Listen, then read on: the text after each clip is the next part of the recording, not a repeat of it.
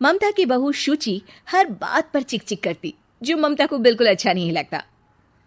बहू, तेरे में कोई कमी नहीं है, सारा काम भी तू बहुत अच्छे से करती है, लेकिन ये तेरी जो जबान है ना, बड़ी कैंची की तरह चलती रहती है, जो तेरा सारा काम बिगाड़ कर रख देती है। वाह जी वाह, मतलब आप लोगों को बेजुबान बहू चाहिए थी, जो ना बोले ना बात करे, और आप लोग बस जुल्म ढाते रहे। तभी वहां क्षितिज आ जाता है। अरे ऐसा क्या जुल्म हो रहा है तुम्हारे ऊपर? माँ सही कह रही है, मैं खुद तुम्हारी चलती जबान से परेशान हो गया हूं। अब तो शुचि का पारा 7वें आसमान पहुंच जाता है। वाह जी वाह, अब आप भी। क्या नहीं किया मैंने आपके लिए, अपना सब कुछ दांव पर लगा दिया, लेकिन आप भी अपनी माँ की जबान बोलने लगे। अरे यार, कैसी बात बोल रही हो? माँ की जबान, बीवी की जबान? अरे मेरी तो कोई जुबान है ही नहीं जैसे। देखो शुचि, माँ से बुरा व्यवहार मैं पसंद नहीं करूंगा। अब क्या था, माँ के सामने अपनी हुकूमत कम होती देख शुचि को माँ से नफरत होने लगती है। अगले दिन शुचि माँ के कमरे में जाती है। माँ, ये लीजिए गर्म पानी। पानी रखकर वो चली जाती है, लेकिन जैसे ही माँ गरारा करने लगती है, अरे मैं तो जल गई। अरे पानी इतना गर्म क्यों दिया शुचि? मेरा तो पूरा का पूरा मुंह ही जल गया। वाह, मजा आ गया। लग रहा है गर्म पानी ने अपना काम कर दिया। अब और लगो ना मेरे मुंह। शुचि, माँ के चिल्लाने की आवाज आ रही है, और तुम कैसी हो कि जाती भी नहीं, देखती भी नहीं कि माँ को क्या हो गया। आवाज तो आपको भी आ रही है, जा तो आप भी सकते हैं, लेकिन नहीं, शुचि ने तो जैसे सारे काम का कॉन्ट्रैक्ट साइन कर लिया है तुम्हारे परिवार से। ये कहकर शुचि माँ के कमरे में जाती है, लेकिन जैसे ही वो कमरे में घुसती है, माँ जल्दी से शुचि को पकड़कर खींच लेती है और ऊपर एक बड़ी सी छिपकली गिरती है। शुचि छिपकली देखकर डर जाती है। हे भगवान, ये छिपकली मेरे ऊपर गिरती तो मैं तो मर ही जाती। हाँ बेटा, मैं जानती हूँ कि तू छिपकली से डरती है, और समय पर मेरी नजर पड़ गई। ऐसे मेरा मुंह जल गया है। प्लीज कुछ कर, रहा नहीं जा रहा है। शुचि को अपने किए पर पछतावा होता है और भागकर सास को बर्फ देती है। ये लीजिए, इसे मुंह में रख लीजिए, और गलती तो वैसे आपकी भी है, चेक करना चाहिए था ना आपको कि पानी कितना गर्म है।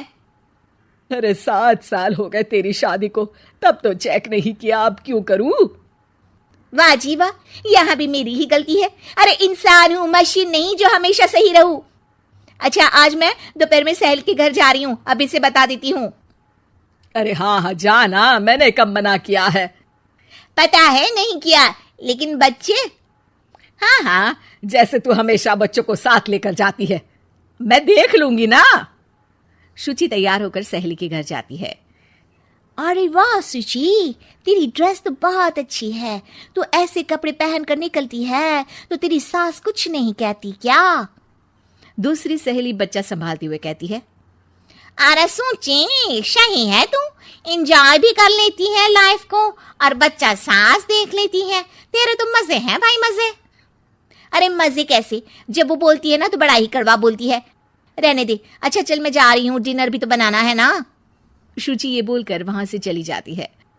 घर आकर देखती है कि माँ बच्चों के साथ खेल रही है। आ गई बेटा? आना ही था ना, खाना कौन बनाएगा?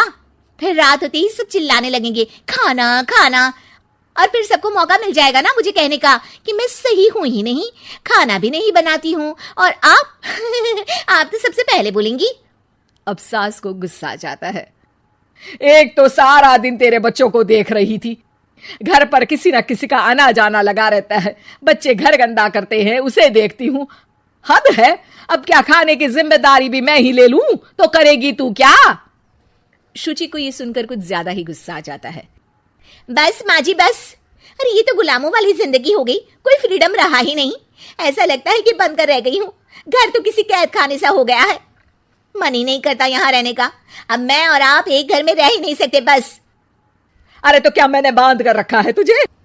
अरे मैंने क्या कर दिया जिससे तुझे ऐसा लग रहा है?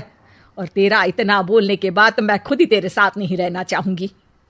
लेकिन अब सवाल था कि सासू माँ जाएंगी कहाँ, क्योंकि बहू तो मायके चली जाती है, लेकिन सास कहाँ जाए? तभी क्षितिज आ जाता है।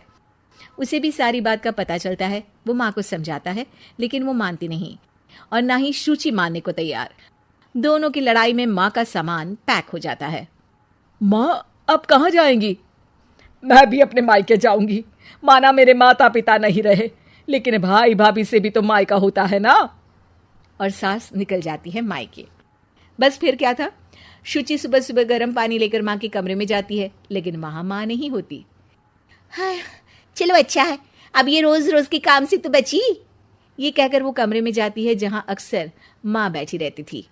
कमरा खाली खाली लग रहा है। तभी उसकी सहेली का फोन आ जाता है। अरे सुची, बहुत अच्छी सेल लगी है। कौड़ियों के दाम में ब्रांडेड कपड़े, जूते और बैग मिल रहे हैं। चलो ना चलते हैं।